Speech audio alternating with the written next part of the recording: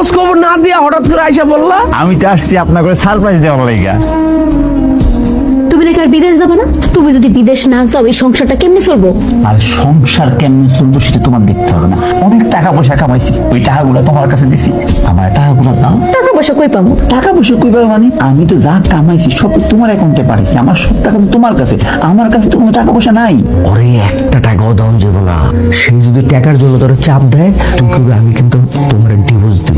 Divorce দিব মানে? এত বড় কথা বলতে পারবো? তুই একবার বুঝ, ওই বিদেশে আসছিল মাসে মাসে টাকা পাঠাইতো, এখন ওই বাংলাদেশে থাকবো। বাংলাদেশে থাকলে মাসে মাসে তো টাকা আইবো না। তুমি আমার সাথে সংসার করবে না মানে? আমি তোমার তালাক দিব। কি? তো তুমি যেহেতু বিদেশ যাবা না, টাকা পয়সা পাঠাইতে পারবা না, তোমার সাথে সংসার করার তো প্রশ্নই আসে না। কেন তালাক দিবে, কি জন্য তালাক দিবে কিছুই বলতেছে না, খালি একটাই কথা, তুমি বিদেশ না গেলে তোমার তালাক দিব। এটা কোনো কথা বলেন ভাইজান? তোমার বউ তোমার তালাক দিবে, এটা তোমাদের নিজস্ব ব্যাপার। এখন এইখানে আমার কি বলার আছে? ভাইজান আমি তো আগেও বলছি, আবারও বলতেছি, আমার বিদেশ যাওয়ার ব্যবস্থা নাই। আমি যে কোম্পানিতে চাকরি করতাম সেটা বন্ধ হয়ে গেছে। আমি বাংলাদেশে কিছু একটা করি। আমি তো আপনাদের কাছে অনেক টাকা পয়সা পাঠাইছি, সেই টাকা পয়সা আমার দিলে আমি ব্যবসা করতে পারি। এখানে তালাক দেওয়ার কি আছে? আমার বোন যেহেতু তোমার তালাক দিতে চায়, তাহলে দিবে, ওইটাই ফাইনাল। আমার কথা শুনো প্লিজ, আমার কথাটা শুনো। তুমি আমার লগে এই কামটা করো না, তোমার আল্লাহর দোহাই লাগে।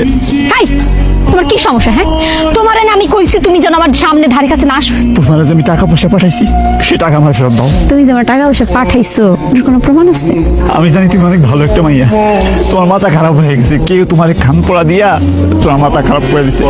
আমি তোমার কাছে অভিযোগ করতেছি, এই, তুমি আমার তালাক দিও না প্লিজ। আমি তোমার ছাড়া বাঁচুক না। জাকির শোনো তো আমার সব। আমার কথা শুনো, তুমি তোমার ভাই আর ভাবির কথা শুন না আমার তালাক দেওয়ার সিদ্ধান্ত নিছো। আমি জানি তুমি বুঝতেছো না কে তোমার কাছের মানুষ, কে তোমার পর মানুষ। একদম আমার ভাই ভাবির নিয়ে উল্টা পাল্টা কথা বলবা না। আমার ভাই ভাবির মতো সৎ মানুষটা এই দুনিয়াতে হয় না। তুমি আমার সামনে থেকে সরো। সংসারের সব কাজ ফালায় রেখে তুই এখানে বসে আছিস কেন? আমি তো সব কাম কাজ কইরা সেই জায়গায় বসে আছি। আর তাছাড়া আজকে আমার শরীরটা না ভাল লাগতেছে না। সব কাজ করে আসছে উনি। কি কাজ করছস?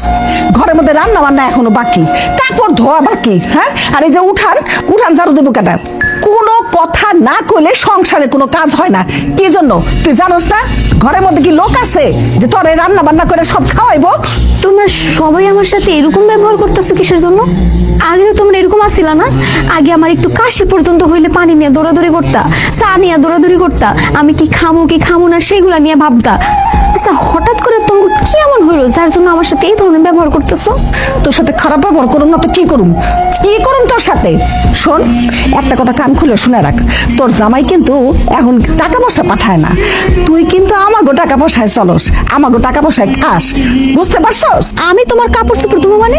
এতদিন যা কাম করছি অনেক করছি, এখন থেকে আমার যত কাম আছে সব তুই করবি। আমিও থাকবো না এই বাড়িতে। আমার জামাই যে টাকা পয়সাগুলো দিছে না, সেই টাকা পয়সাগুলো তোমরা সবাই আমি ফেরত দাও। কত বড় সাহস আমার কাছে টাকার হিসাব চাস? তোকে আর আমি এই বাড়িতে রাখবো না।